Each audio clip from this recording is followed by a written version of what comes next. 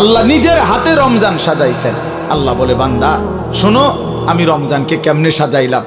1, পুরা মাস রোজা। 2, প্রতিদিন ইফতার। 3, প্রতিদিন সাহারি।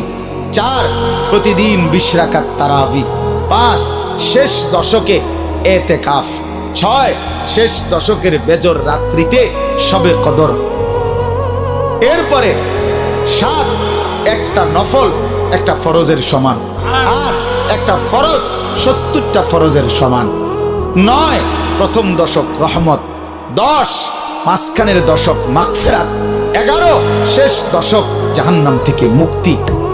আল্লাহ বলেন, জান্নাতের দরজা খুলে দিলাম, জাহান্নামের দরজা বন্ধ করে দিলাম, সমস্ত শয়তানগুলোকে শেকলে বন্দী করে দিলাম, চারিদিক দিয়া গোলাইয়া সব গুছাইয়া বান্দা রাস্তা কেবল একটাই খোলা, দরজা কেবল একটাই খোলা।